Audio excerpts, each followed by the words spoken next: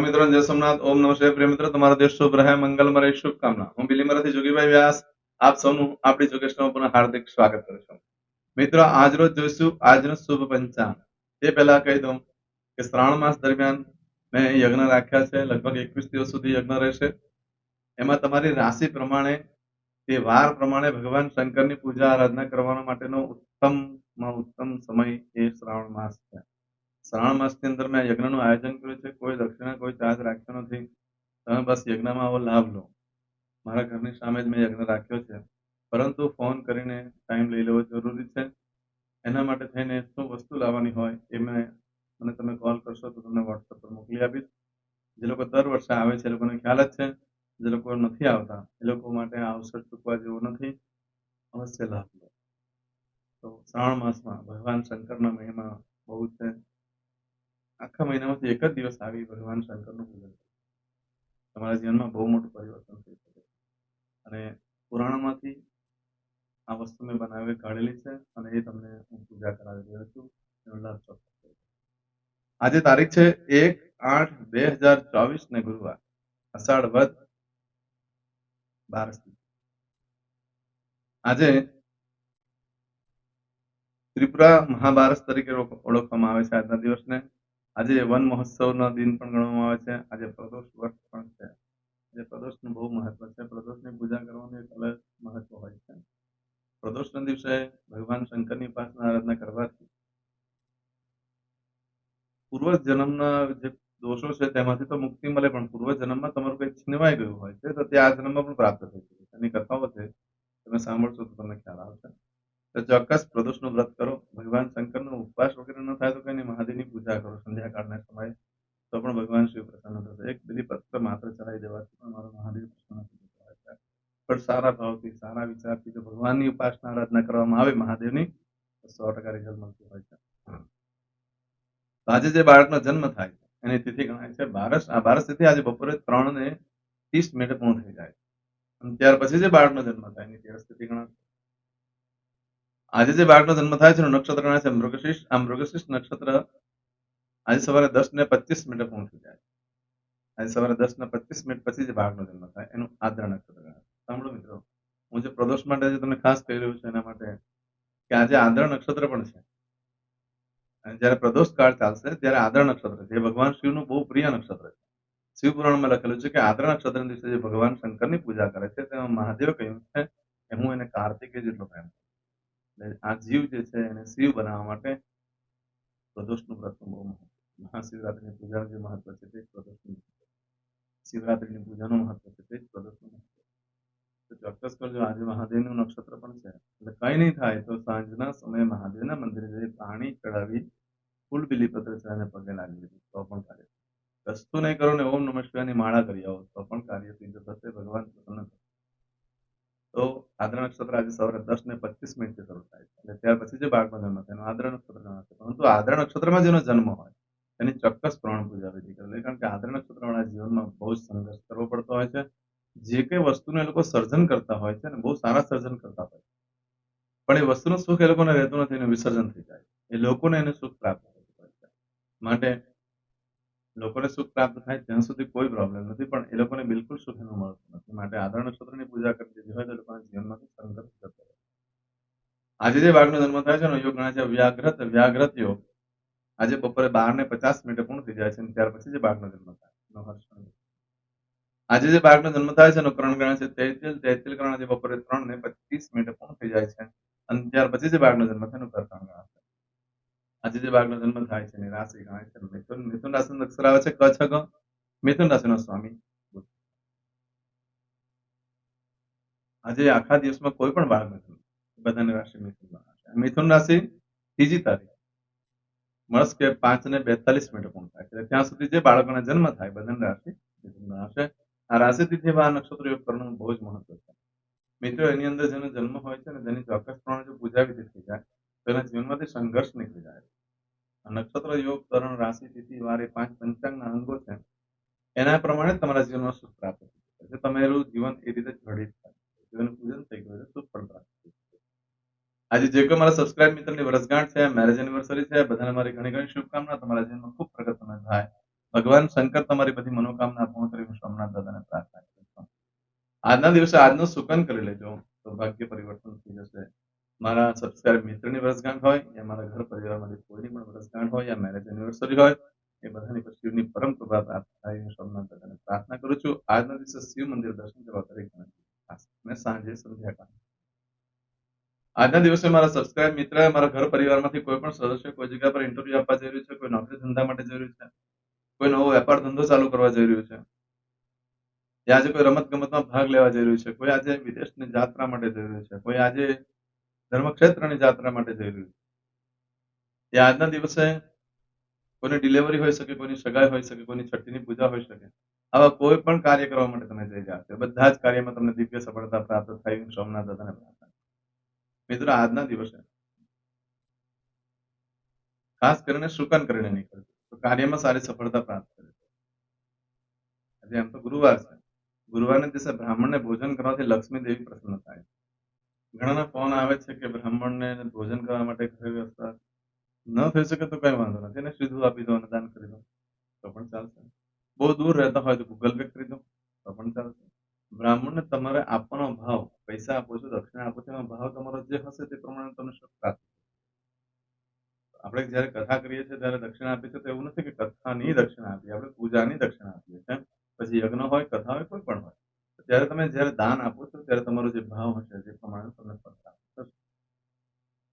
આજના દિવસે બ્રાહ્મણ ભોજન કરવાનું બહુ જ મહત્વ છે, કારણ કે પ્રદોષ પણ છે, આદ્ર નક્ષત્ર પણ છે. તો ચોક્કસ કરો. આજે ઘરેથી બહાર નીકળતા જ બ્રાહ્મણ મળી જાય તો તમારા કાર્યમાં સિદ્ધિ પ્રાપ્ત. પરંતુ ઘરેથી નીકળતા પહેલા ગુરુને વંદન કરી નીકળો. ગુરુ ન હોય તો માતા પિતાને વંદન કરી નીકળો. માતા પિતા એ આપણા પ્રથમ ગુરુ છે. ઘરે દેવસ્થાનમાં પૂજાના સ્થાનમાં વંદન કરીને નીકળો. ક્યારે પણ જાઓ ને ઘરેથી બહાર નીકળો છો કોઈ પણ કાર્ય કરવા માટે, તો તમારું જે પૂજાનું સ્થાન છે ત્યાં પ્રાર્થના કરીને જાઓ ભગવાન કે પ્રભુ, હું આ કામ કરવા માટે જઈ રહ્યો છું, મારી સાથે રહેજો. તો તમારું કાર્ય સફળતાની આરે આરે થઈ છે, 100% રિઝલ્ટ મળી શકે છે. આજે આખા દિવસમાં જે શુભ કામ કરવાનો સમય છે તે આપણે જોઈ લઈએ. તો આજે સવારે 6 થી 7:30 વાગ્યા સુધીનો સમય શુભ રહેશે. તેમજ આજે સવારે 10:30 થી બપોરે 3 વાગ્યા સુધીનો સમય શુભ રહેશે. અને સાંજે 6 થી રાત્રે 9 વાગ્યા સુધીનો સમય શુભ રહેશે. રાત્રે 12 થી આવતીકાલે મળસ્કે 1:30 સુધીનો સમય શુભ રહેશે. અને આવતીકાલે મળસ્કે 3 થી સવારે 6 વાગ્યા સુધીનો સમય શુભ રહેશે. આ સમયગાળા દરમિયાન તમે કોઈ પણ કાર્ય કરો, કાર્યમાં સારામાં સારી સફળતા પ્રાપ્ત કરી શકો છો. મિત્રો, હાલના તબક્કે તમારી કોઈ પણ વસ્તુ ચોરાઈ જાય છે યા ખોવાઈ જાય છે તો 30 દિવસમાં મળે, બાકી મળવાની શક્યતા બિલકુલ ઓછી છે. આજના દિવસે કોઈ પણ કાર્યનો આરંભ કરશો તો એનો સુખ લાંબો સમય સુધી ટકે એમ નથી. એટલે જે લાંબા સમયના ગાળા માટેના કોઈ કાર્ય કરવાનો હોય તો તે ના કરો. ટૂંક સમયના જે કાર્યો છે એનાથી સુખ પ્રાપ્ત કરવાનું તો તે કરી શકો છો. કશે કોઈ નજીકના ધર્મ ક્ષેત્રમાં યાત્રા માટે જાઓ તો જઈ શકાય છે, કશે ફરવા જવાનું તો જઈ શકાય છે. પરંતુ કોઈ લાંબા ગાળાનું સુખ, એટલે ગાડી લેવી હોય, કોઈ ઘર લેવું છે, કોઈ પ્રોપર્ટી લેવી છે, કોઈ એન્ગેજમેન્ટ કરવા છે, તો એ બધું ન કરશો. એ લાંબા સમય સુધી ટકશે નહીં. મોટે ભાગે એ સુખ ઓછું થઈ જતું હોય છે. એટલા માટે બહુ યોગ્ય સમય નથી, ન ખરીદી કરવા માટે, ન વેચાણ કરવા માટે. લાંબા ગાળાના વેચાણ માટેનું, લાંબા ગાળાની ખરીદી માટેનું. આજે લગ્ન કરો છો તો લાંબો સમય સુધી નહીં ટકે, 10 જણા થવાની શક્યતા બહુ રહે છે. આજના દિવસે ભાગીદારી કરવા માટે પણ યોગ્ય દિવસ નથી, યોગ્ય સમય નથી. આજના દિવસે નવા વસ્ત્ર ધારણ કરશો તો મોટે ભાગે ઓઇલના ડાઘા પડી જશે, ખરાબ થઈ જશે. ઊનના કપડા હશે ને તો તમે જીવાત પડી જશે, એ કાઢી નાખવા પડશે. માટે આજનો દિવસ બહુ યોગ્ય ખરીદી કરવા માટે લાંબા ગાળાનું સુખ માટેનો યોગ્ય સમય નથી. ટૂંક ગાળાનો સમય કરી શકો છો. પરંતુ આવું બધું જે ફળ છે એ આજે સવારે 10:25 સુધીમાં તમને મળે. મિત્રો, હવે પણ બદલાઈ જશે. સવારે 10:25 થી લઈ આવતીકાલે સવારે 10:59 સુધીમાં તમે જે કાર્ય કરો છો એનું ફળ બદલાય. એમાં તમારી કોઈ પણ વસ્તુ ચોરાઈ ગઈ, ખોવાઈ ગઈ તો મળવાની શક્યતા બિલકુલ નથી.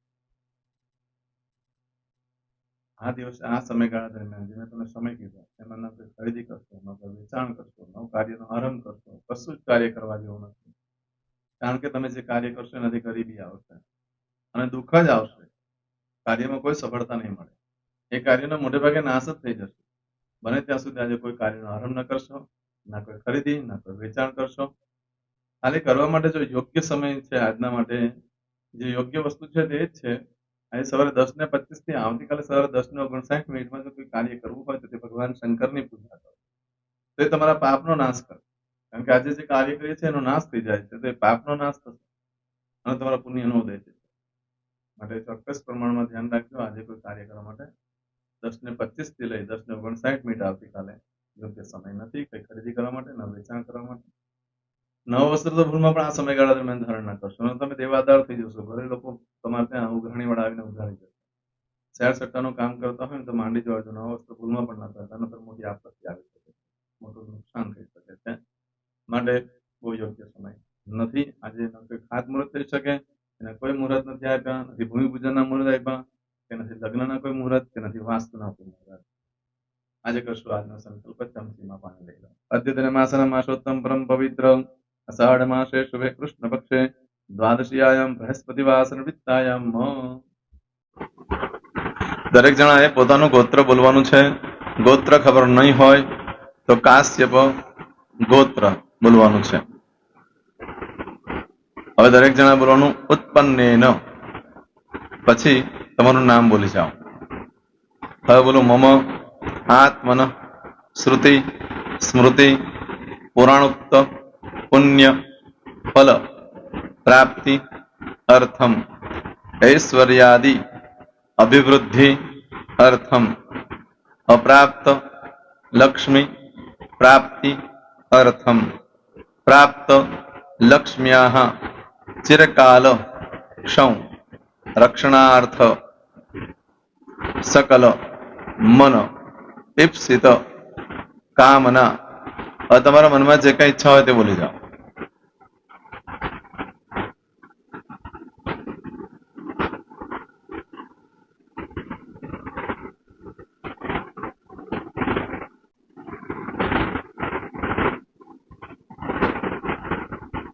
બોલો અનુસાર્થ સમ સિદ્ધિ અર્થમ લોકે સભાયામ રાજદ્વારે વ્યાપારે વિદ્યા અભ્યાસે સર્વત્ર યશ વિજય લાભાદિ પ્રાપ્તિ અર્થમ ઇહ જન્મની જન્માંતરે વા સકલ દુરિત ઉપશમનાર્થમ ચતુર્વિધ પુરુષાર્થ સિદ્ધિ અર્થમ ત્રિવિધ તાપ ઉપશમનાર્થમ તથા ચ મમ જન્મ સમયે ઉદિત નક્ષત્ર યોગ કરણ રાશિ તિથિ વાર દેવતા દ્વારા અશુભ ફલ દોષ નિવૃત્તિ અર્થમ શુભ ફલ પ્રાપ્તિ અર્થમ જન્મ સમયે જન્મ કુંડલી મધ્યે દ્વાદશ ભાવ મધ્યે સ્થિત આદિત્યાદિ નવગ્રહ દેવતા દ્વારા યોગ મધ્યે દ્રષ્ટિ મધ્યે મહાદશા અંતરદશા પ્રત્યંતરદશા મધ્યે શુભ ફલ પ્રાપ્તિ અર્થમ અશુભ ફલ દોષ નિવૃત્તિ અર્થમ આદિત્યાદિ નવગ્રહ દેવતા અનુકૂલતા સિદ્ધિ અર્થમ દશ દિગપાલ દેવતા પ્રસન્નાર્થમ ભૂત પ્રેત પિશાચાદિ દ્વારા રચિત દોષ ભય રોગ નિવૃત્તિ અર્થમ તથા ચ મમ. હવે જેના લગ્ન થઈ ગયા છે એ લોકોએ બોલવાનું છે. મમ દાંપત્ય જીવન મધ્યે સુખાકારી પ્રાપ્તિ અર્થમ. હવે જેના લગ્ન નથી થયા એ લોકોએ બોલવાનું મમ જટટી વિવાહ યોગ પ્રાપ્તિ અર્થમ. હવે જે લોકોને સંતાન પ્રાપ્તિની પૂજા આપી છે એ લોકોએ બોલવાનું છે મમ જટટી દીર્ઘ આયુ આરોગ્ય ઐશ્વર્યાદિ સમન્વિત પુત્ર પૌત્રાદિ સંતતિ સુખ પ્રાપ્તિ અર્થમ. હવે જે છોકરાઓ અભ્યાસ કરી રહ્યા છે વિદ્યાર્થી છે એ લોકોને પૂજા આપી છે એ લોકોએ બોલવાનું વિદ્યા अभ्यास मध्ये देशे विदेशे सर्वत्र उत्तर उत्तर दिव्य सफलता सानुकूलता पूर्वक प्राप्ति अर्थम।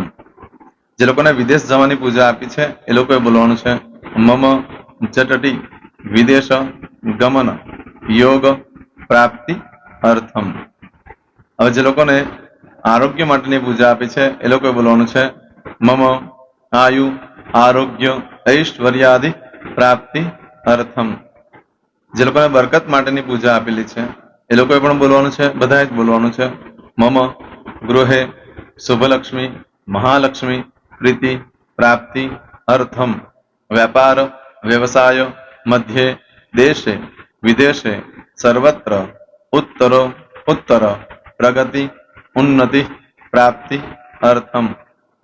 और दरेक जणाए बोलવાનું मम भय रोग शत्रु बाधा मारण तारण मंत्र तंत्र अरिष्ट दोष पीड़ा निवृत्ति अर्थम। और તમે જે ભગવાનની પૂજા કરી રહ્યા છો એ બોલો, એ લોકો ભગવાનનું નામ બોલી દો દરેક જણા।